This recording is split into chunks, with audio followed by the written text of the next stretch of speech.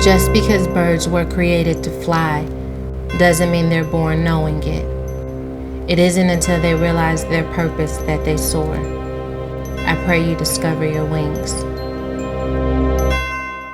I was doing some interviews and they told me, I won't spend this much time, talking about your father because I know you're your own person and, we want to honor that. And I was like, I really appreciate that. I spent a really long time running from my last name because I didn't feel like I deserved it. Because there's so much honor that comes with it, and I have a lot of shame that I'm dealing with. But actually, I'm okay with that. Because my last name is who I am. And I don't need you to separate me from me any more than I already have.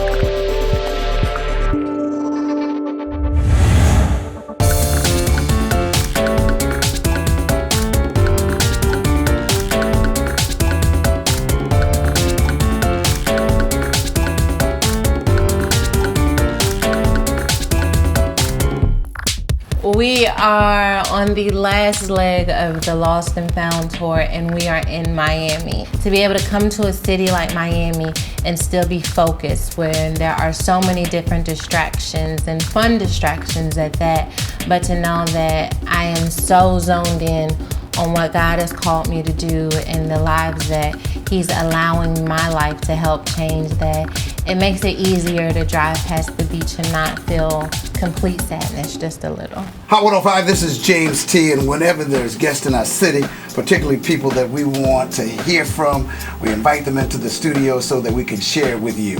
When we show love in a big way. Sarah Jakes, welcome to Hot 105. Thank you so much. I'm so honored to be here. It's a wonderful thing when God can touch your life in such a way where you can be many things to many people, but still be who He anointed you to be. Amen. Isn't that awesome? Yeah, that's incredible. Because you can be in passion and out of purpose, and you go around in circles. Absolutely. 40 years sometimes. Yeah. So tell us about this great book. Well, that's kind of the theme of Lost and Found, is this idea of being outside of God's will, but still having this passion. And it wasn't until I really embraced my past that I recognized that I didn't have to be with someone out of insecurity or out of low self-esteem, that I could really love myself through the scars. Lost and Found, Sarah Jakes, daughter of T.D. Jakes, finding hope in the detours of life and learning that there are lessons everywhere you turn. Everywhere. I talked about working at a strip club, but there was even a lesson in that when I was waitressing at the strip club. In the most unexpected places, I really found myself wondering about this God that my parents talked about my entire life. And there was a lot of comfort there because no one cared who I was, but ultimately I found myself back on my knees asking God for help. And how can they get your book? Anywhere books are sold, Barnes & Nobles, Target, Walmart, and I believe I'll have a few extra copies with me tomorrow. And of course, the story tells of your life, but more than that, it tells of how God absolutely helped you and how He can help others. Amen. And hopefully they'll be encouraged and inspired. It was awesome speaking with Sarah because she, as my grandmother Bessie had said, was willing to share her shame. We all have a shame, but when the shame becomes a testimony, there are other people that can see us and hear us as being genuine and authentic. And then they too can hear a word from God. I'm in the studio with James T, and I come in and, I came from one radio interview to a television interview and into that interview. And at a certain point, it kind of becomes routine and you get used to people asking the same questions, not really knowing your story, what's it like being T.D. Jakes' daughter, and so on and so forth. And so I come in and I'm prepared for that same type of interview. And what made the interview so powerful is that you can tell that he's really gone on his own personal spiritual journey. I do believe that even through his radio show that he is doing ministry. Ultimately, because of the heart of who is hosting the show, they don't even realize that they're still being led back to God. And so I was so encouraged by my interview with him. If you don't have the book, shame on you. This book has been a blessing to my life, not just for a PK, but for any young person out there, you will enjoy reading this book. I think that it really rests in recognizing that one person has one lane and you have another lane. I think that comparison is really the thief of joy, and that we look at someone else's life, and I'm guilty of it, and I write about it in Lost and Found. Because I made this mistake, it will keep me from becoming like this person.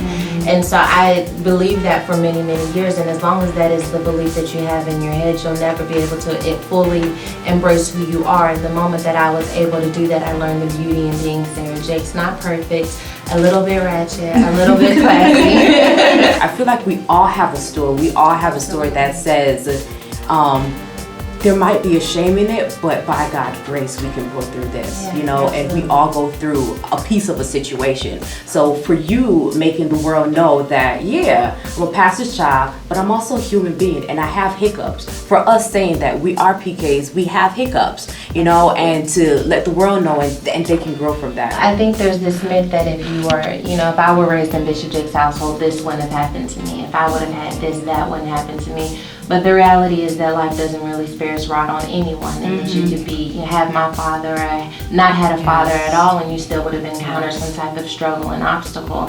And so my prayer is that people read the book and identify with the shame, the guilt, the low self-esteem, the insecurities, and the symptoms those insecurities created.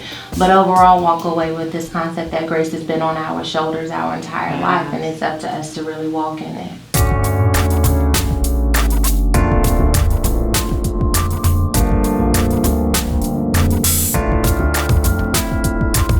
Without further ado, from one PK to another, welcome, Miss Sarah Jake.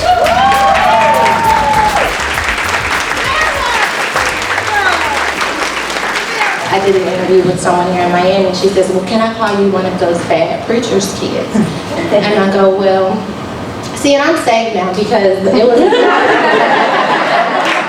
I wouldn't even let that clown buy me like that. But I told her, yeah, sure, you could call me whatever you like.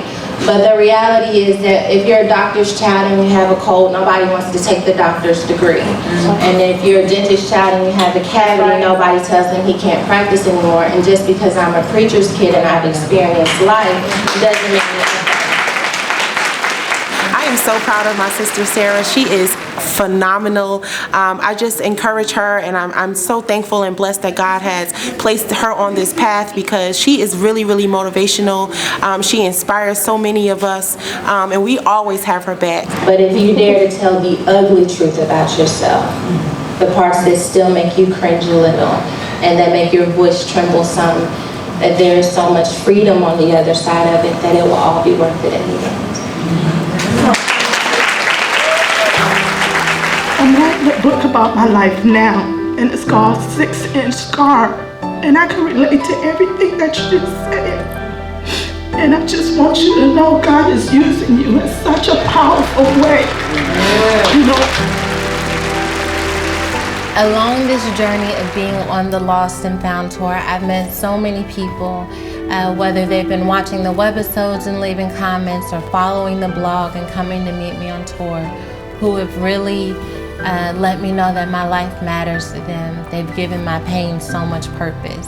And knowing that everything that I went through was for this moment and for hearts and lives like their own, it means more to me than I could ever imagine. I will say this may be the last webisode, but this is not the last you've seen of this face. Where I bet you might get sick of me, but there's nothing you can do about it, because you're stuck with me forever and ever. Today, I do stand before you, lost and found, and probably lost and found a few more times to come. But I'm okay with the process.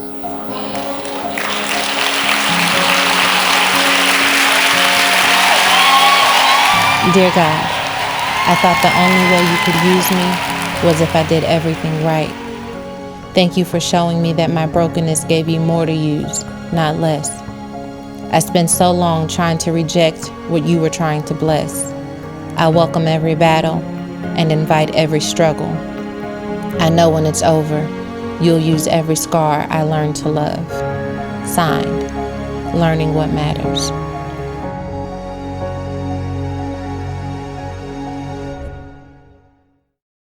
Feel my stronger.